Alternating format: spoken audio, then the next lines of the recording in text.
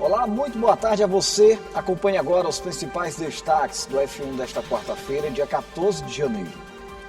O governo do Maranhão divulga período de inscrições para o programa Maranhão Sem Queimadas. A oferta de empregos aos trabalhadores maranhenses pelo Cine. Inteligência emocional é discutida durante a semana pedagógica promovida na creche Escola Sementinha. Você vai ver ainda uma história marcada pela dor, pelo isolamento e pela separação forçada de famílias. Vamos acompanhar uma reportagem sobre um passado em que pessoas com hanseníase foram afastadas da sociedade e tiveram seus filhos arrancados do convívio familiar. O F1 começa agora.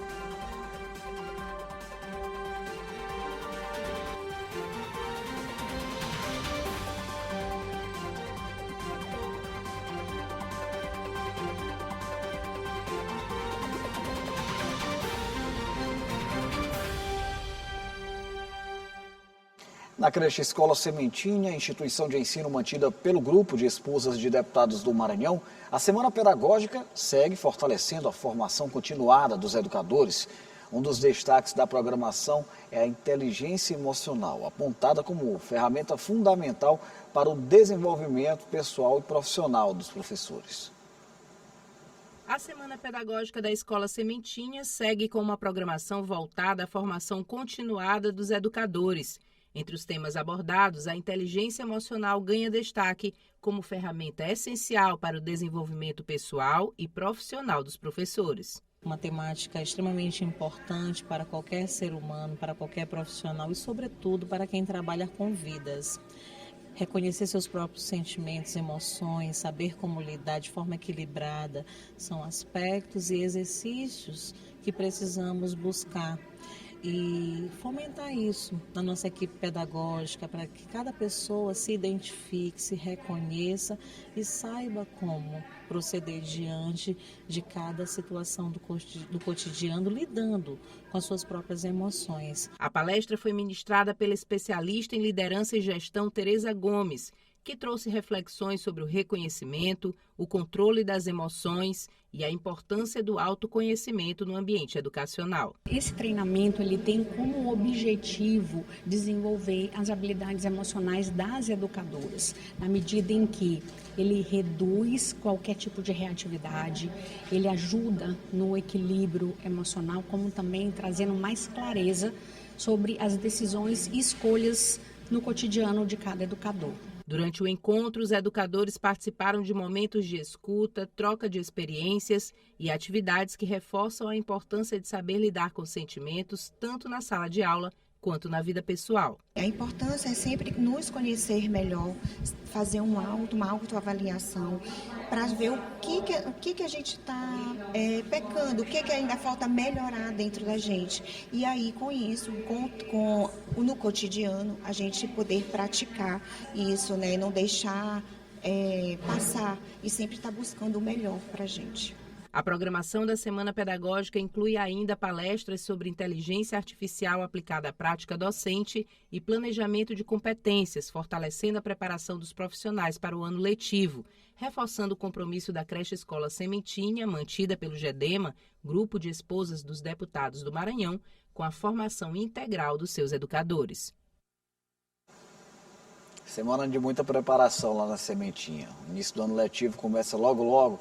A gente muda de assunto agora. O Sistema Nacional de Emprego, Cine, desempenha um papel fundamental na geração de oportunidades e no fortalecimento do mercado de trabalho no Maranhão, atuando como um ponte entre trabalhadores e empregadores por meio da oferta diária de vagas, serviços de intermediação de mão de obra, orientação profissional e encaminhamento para a qualificação. Presente em diversas regiões do estado, o Cine contribui para a inclusão produtiva, facilita o acesso ao primeiro emprego e apoia a relocação dos profissionais.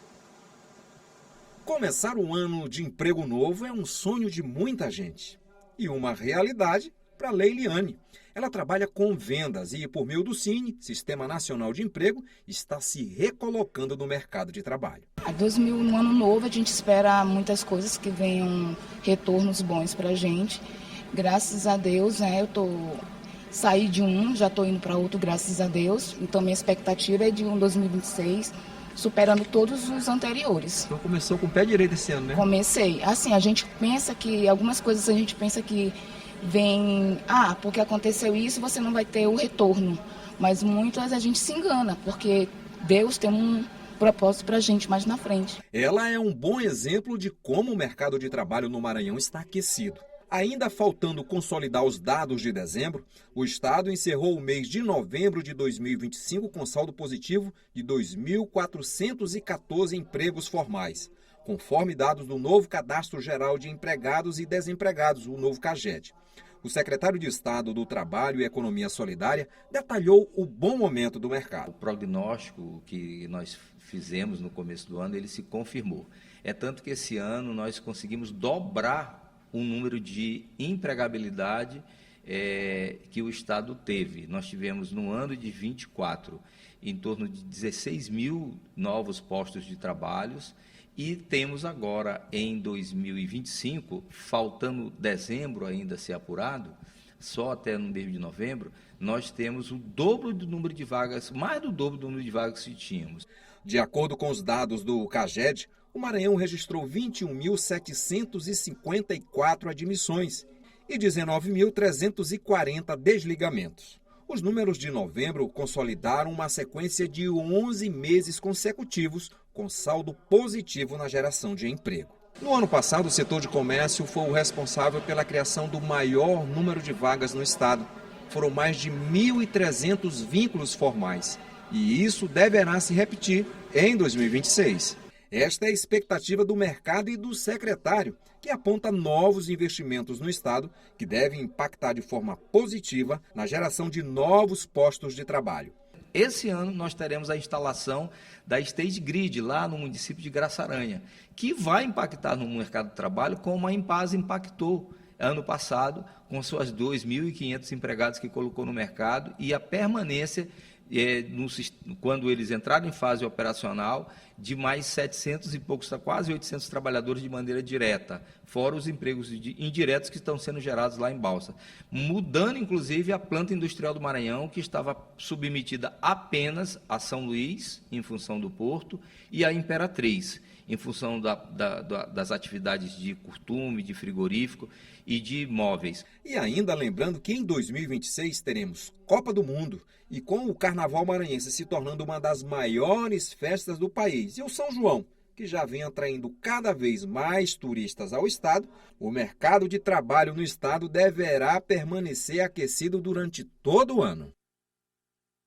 No próximo bloco, o governo do Maranhão divulga período de inscrições para o programa Maranhão Sem Queimadas. E mais uma história marcada pela dor, pelo isolamento, pela separação forçada de famílias. Vamos acompanhar, logo na volta, uma reportagem sobre um passado em que pessoas com hanseníase foram afastadas da sociedade e tiveram seus filhos arrancados do convívio familiar. O AF1 começa agora.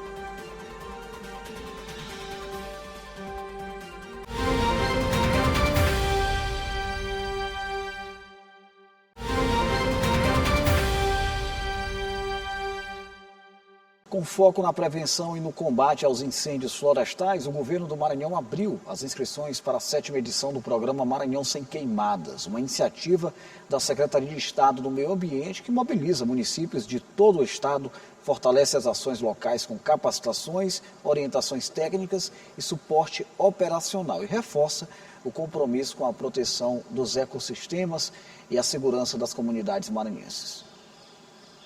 Com foco na prevenção e no enfrentamento aos incêndios florestais, a Secretaria de Estado do Meio Ambiente e Recursos Naturais lançou o período de inscrições para a 7ª edição do programa Maranhão Sem Queimadas, que mobiliza municípios de todo o estado. O secretário da SEMA fala sobre as inscrições. Iniciamos no dia 12 e vamos finalizar no dia 31 de janeiro. Já temos 120 municípios inscritos, temos a oportunidade de mais municípios se inscreverem, então se inscrevam, que hora de entrar na nossa programação e a gente faça nossas rodadas de capacitação e também de doação de equipamentos. A ação fortalece a atuação das gestões municipais por meio de capacitações, orientações técnicas e suporte operacional às equipes que trabalham na linha de frente do combate ao fogo. O Maranhão Sem Queimadas é um programa que foca nos municípios porque o nosso governo entende que os municípios que entende a realidade local, os municípios que conseguem congregar todas as lideranças ambientais, mas também todas as iniciativas que estão naquela localidade.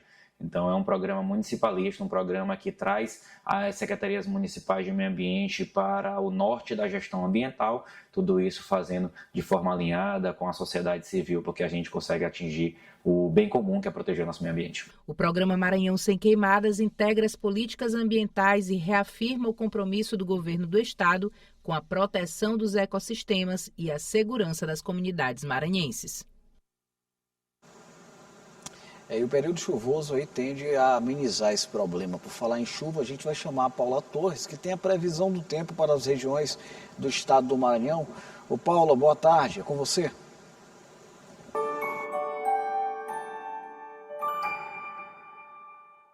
Uma ótima tarde para você que segue ligado aqui com a gente no F1.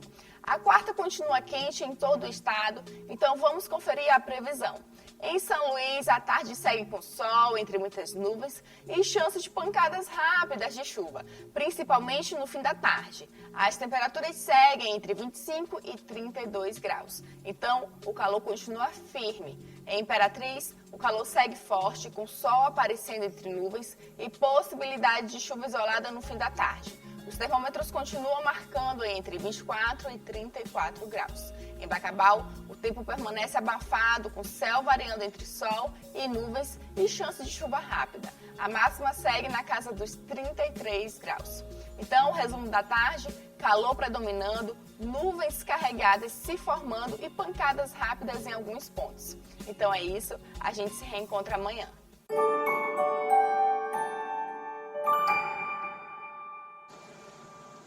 Muito obrigado, Paula, pela participação.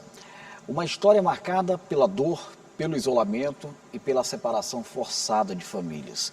Em São Luís, os vestígios da antiga colônia do Bonfim revelam um passado em que pessoas com hanseníase foram afastadas da sociedade e tiveram seus filhos arrancados do convívio familiar, tornando-se os chamados órfãos de pais vivos.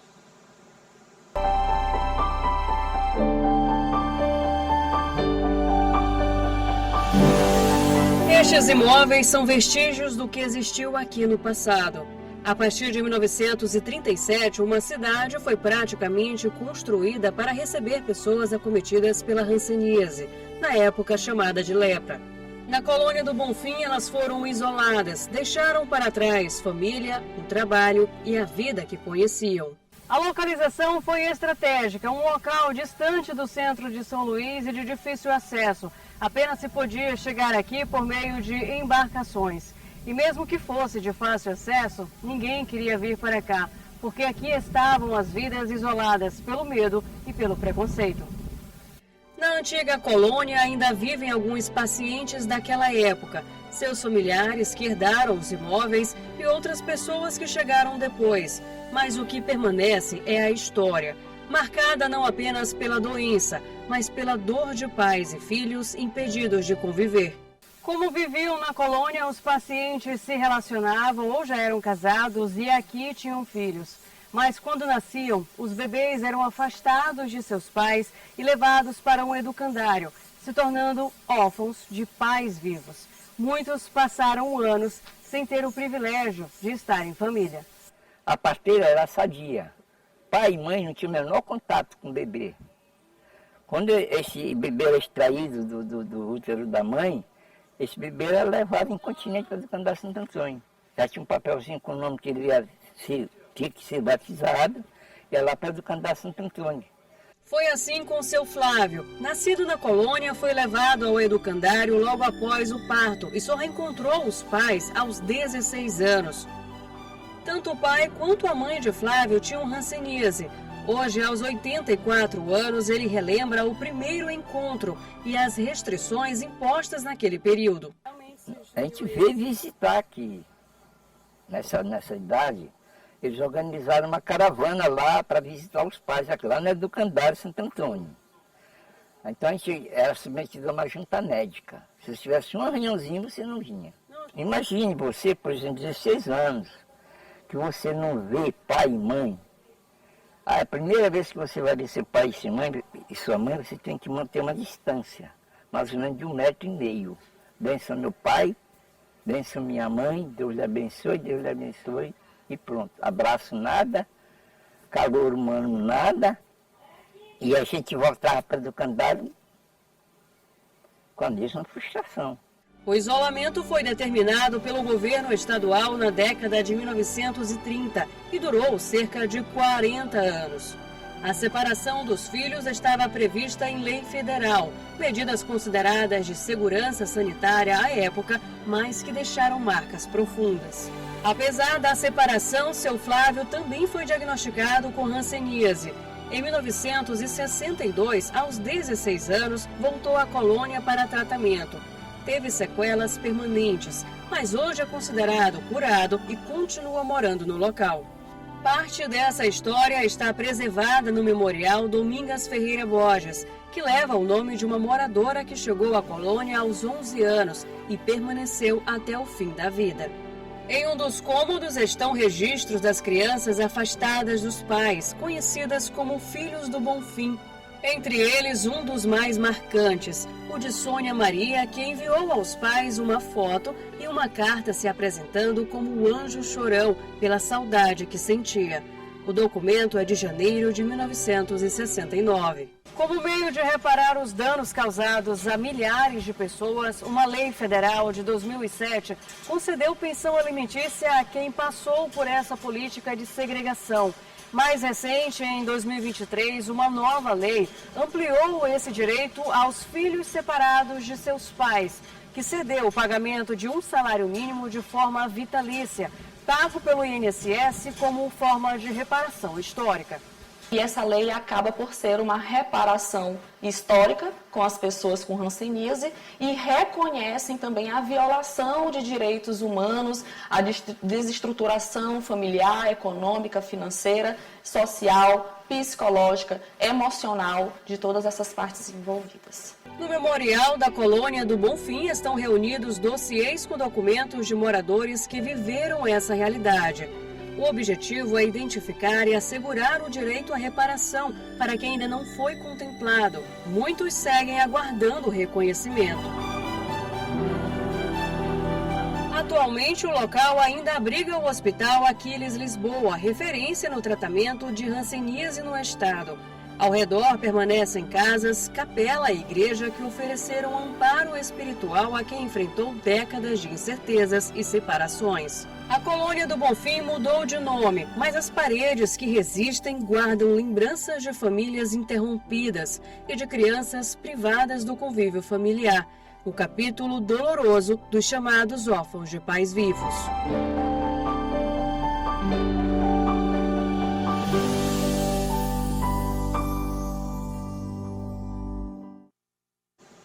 Reportagem interessante, liderada pela equipe da Stephanie Souza. Essa reportagem ela fica disponível através do nosso canal oficial no YouTube, TV Assembleia do Maranhão, assim como as demais reportagens que nós exibimos nesta edição do AF1.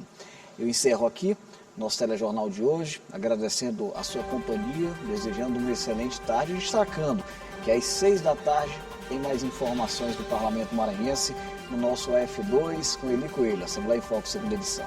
A gente se reencontra pela programação da TV Assembleia.